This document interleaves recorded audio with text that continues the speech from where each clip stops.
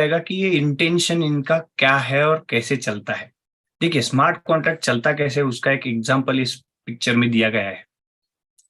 देखिए, कॉन्ट्रैक्ट, अगर हम कॉन्ट्रैक्ट का शब्द का अर्थ देखेंगे तो क्या होता है, समझ लीजिए रेंट एग्रीमेंट, एग्रीमेंट करते हैं ना हम लोग। एग्रीमेंट के हिसाब से, एग्रीमेंट जो होता है, रेंट एग्रीमेंट में लिखते हैं कि मैं पार्टी हूँ, फर्स्ट पार्टी हूँ, आप सेकंड पार्टी हो, मेरा घर है, आप रेंट पे रहने वाले हो, और महीने का आपको 5,000 रुपये रेंट देना है, 10,000 रुपये डिपॉजिट देना है। अगर आप घर छोड़ के जाने वाले हो तो 2 महीने पहले बताना होगा। ऐसी सब हम क्या लिख रहे हैं उसमें, कंडीशंस उसमें लिखते जा रहे हैं, और वो एग्रीमेंट बना के हमने साइन कर दी, कोर्ट में उसका एक कॉपी भी रख दिया, मतलब नोटरी कर लिया, उसकी कॉपी नोटराइज कर ली। अब होता क्या है, ये तो हमने एग्रीमेंट कर दी, लेकिन फिर भी कई एग्रीमेंट टूटते हैं। मतलब मैं 2 महीने पहले आपको एडवांस बताना चाहिए था, लेकिन उसने बताया नहीं, झगड़े शुरू हो जाते हैं, पैसा नहीं, वो बताया नहीं इसलिए वो 10,000 नहीं दे रहा है। ऐसे सारी चीजें होनी शुरू हो जाती हैं। मतलब एग्रीमेंट तो कर लिया, लेकिन कंप्लीट नहीं होते बहुत बार। ठीक है, तो इस हिसाब से अगर वही अगर स्मार्ट कॉन्ट्रैक्ट होता तो कैसे होता। स्मार्ट कॉन्ट्रैक्ट नथिंग बट ये क्या है, एक प्रोग्राम है, कंप्यूटर प्रोग्राम है, सॉफ्टवेयर प्रोग्राम है, जो कि जैसे लिखा है उसी हिसाब से चलेगा। अब होता क्या है इसमें, समझ लीजिएगा, यहाँ पे मैं रेंट पे लेने वाला हूँ, और वो घर जो है उसका भी एक डिजिटल असेट है। फॉर एग्जाम्पल के लिए हम समझ लेते हैं, डिजिटल असेट है, तो वो डिजिटल असेट रेंट पे ले रहा हूँ, तो उसको हमने लिंक कर दिया उस स्मार्ट कॉन्ट्रैक्ट में। ओके, स्मार्ट कॉन्ट्रैक्ट में ये चीजें लिख दी गई। फॉर एग्जाम्पल हम एग्जाम्पल लेते हैं, एक मतलब समझ में आ जाएगा। समझ लीजिएगा एक रिबोक का showroom, shoes company, Reebok company है, और वो चाहती है कि मेरा जो डिस्ट्रीब्यूशन है वो स्मार्ट कॉन्ट्रैक्ट में आ जाए। अब ऑलरेडी ये सारा कुछ सिस्टम उनके पास है। किस तरह से है, वो एक सॉफ्टवेयर है जिसका सर्वर रहेगा, उस सर्वर पे वो सारा कुछ लिखा है, और मतलब उसकी चेन उसी हिसाब से चलती है। मतलब प्रोडक्शन तैयार हो गया, प्रोडक्शन से कहाँ जाएगा, गोडाउन में जाएगा, गोडाउन से बड़ा जो डिस्ट्रीब्यूटर होता है दुनिया का, उसके पास जाएगा, उससे इंडिया वाले के पास जाएगा, वहां से डिस्ट्रिक्ट वाले के पास जाएगा, तालुका वाले के पास जाएगा, और लास्ट में रिटेलर के पास जाएगा। ये चेन उसकी बनी हुई है। अब होता क्या है, कभी कभी ये बीच वाले लोग जो हैं उनके पास माल आने के बाद उसी में डुप्लीकेट माल क्या कर रहे हैं, मिक्स करके बेच रहे हैं। अब कंप्लेंट किसको आ रही है, रिबोक को आ रही है कि भाई आपके शूज क्या हो रहे हैं, डुप्लीकेट आ रहे हैं। अब इसके लिए उन्होंने स्कैनर लगाया, सब कुछ लगाया, लेकिन डेटा भी तो चेंज हो सकता है।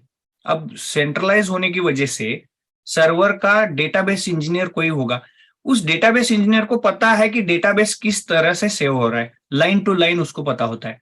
अब वो जाके करेक्ट कर रहा है, जो डुप्लीकेट शूज उसमें डाले गए हैं उसके भी कुछ स्कैनिंग उसमें डाल रहा है, स्कैन के कोड जो है उसमें डाल रहा है, और जब भी वो स्कैन किया जाता है तो वो आगे चल के क्या दिख रहा है, वो दिख रहा है ओरिजिनल है करके।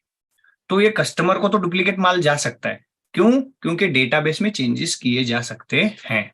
अब यहाँ पे अगर वो यही चीज हमने स्मार्ट कॉन्ट्रैक्ट बना के सर्वर की जगह स्मार्ट कॉन्ट्रैक्ट इंप्लीमेंट कर दिया, मतलब डिप्लॉय कर दिया, अब वही सिस्टम इंटरनेट पे भी है और स्मार्ट कॉन्ट्रैक्ट में आ गई।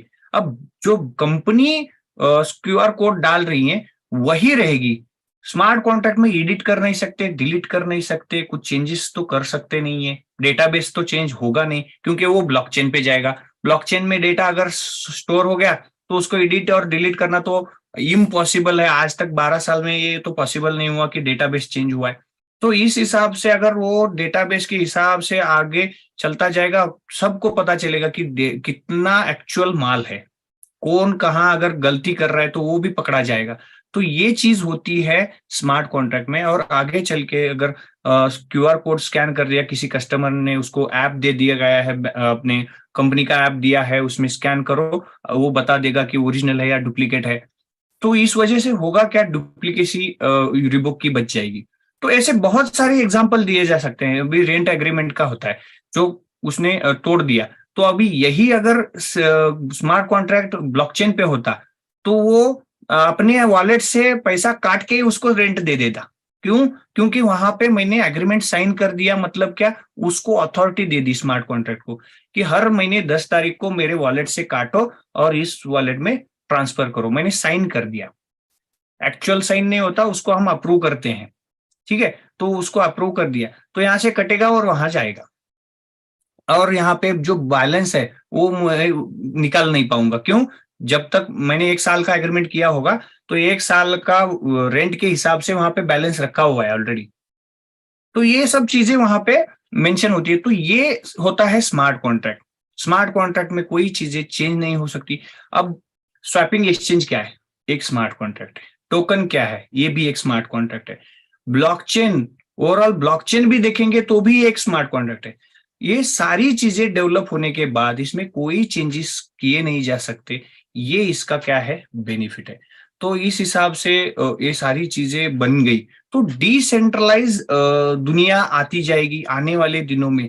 जो भी अभी डिसेंट्रलाइज सिस्टम्स हैं, मतलब बैंकिंग हो, कोई भी चीज हो, बैंकिंग तो बहुत ज्यादा रैपिडली इस पे इम्पैक्ट होगा आने वाले दिनों में। अगर बैंक्स और स्मार्ट कॉन्ट्रैक्ट्स ब्लॉकचेन्स का यूज नहीं करेंगी, तो वो खत्म हो जाएंगी। जो यूज करेंगी वो बहुत ज्यादा बढ़ेंगी। तो इस वजह से कई बैंकों ने ऑलरेडी उनके डेटाबेस को ब्लॉकचेन पे स्टोर करना शुरू कर दिया है, ब्लॉकचेन को यूज करना शुरू कर दिया है। एक मेरे मुझे जितना पता है कि एक गवर्नमेंट है, मुझे लगता है छत्तीसगढ़ या कोई और गवर्नमेंट है, एग्जैक्ट पता नहीं है, छत्तीसगढ़ ही है। उन्होंने कास्ट सर्टिफिकेट हो या वहाँ के कोई और सर्टिफिकेट्स होते हैं जो पर्सनल सर्टिफिकेट, वो अभी ब्लॉकचेन पे उन्होंने देने शुरू कर दिए। महाराष्ट्र में जो अपना कोविड का सर्टिफिकेट आता है वो ब्लॉकचेन पे आता है। हम ब्लॉकचेन का बहुत पहले से भी यूज कर रहे हैं। हमारे मोबाइल्स में आने वाले ओटीपीज जो होती हैं वो ब्लॉकचेन की वजह से आ रही हैं। हमारा यूपीआई जो ट्रांजेक्शन होता है, गूगल पे, फोन पे, ये सारा कुछ भी ब्लॉकचेन पे उसके ट्रांजेक्शन होने की वजह से, देखिए, हम कंट्रोल दे रहे हैं किसी को भी, वहां पे फ्रॉडलेंट एक्टिविटी नहीं हो रही है। तो ये सारा कुछ कन्वर्ट होता जाएगा आने वाले दिनों में डिसेंट्रलाइज सिस्टम में, और बहुत आगे ये चीजें जाने वाली हैं। तो यही कन्वर्जन होगा। आगे बहुत स्कोप है इन सब्जेक्ट में, इन सेक्टर्स में। तो आप सब बने रहिए। बहुत कुछ सीखना सिखाना बहुत बाकी है। हम सीखते जाएंगे, सिखाते जाएंगे, तो बहुत इसमें पैसा भी बन सकता है। और हम सब जुड़े हुए हैं पैसा कमाने के लिए, एक दूसरे को बड़ा करने के लिए। तो जितना मुझे वक्त दिया गया था 1 घंटे का, मैंने कोशिश की है कि जितना मैं बता सकूं, ये सब्जेक्ट को कवर कर सकूं, मैंने किया है। और अगर इसके अलावा भी कुछ और आगे चल के करना पड़ा, तो हम एक एक सब्जेक्ट लेते लेते और बहुत इसमें सीखते जाएंगे। तो यही मुझे कहना था। और आप सब ने, ग्लोबल ब्लॉकचेन एकेडमी हो और ब्लॉकओरा कम्युनिटी हो, आप सब ने मुझे मौका दिया इस सेशन में बात करने के लिए, समझाने के लिए, सिखाने के लिए। तो मैं आप सबका तहे दिल से शुक्रगुजार हूँ। और ऐसे ही मौका और मिला तो और हम करते जाएंगे। यही बोल के मैं मेरे 2 शब्द यहाँ पे खत्म करता हूँ। Thank you. थैंक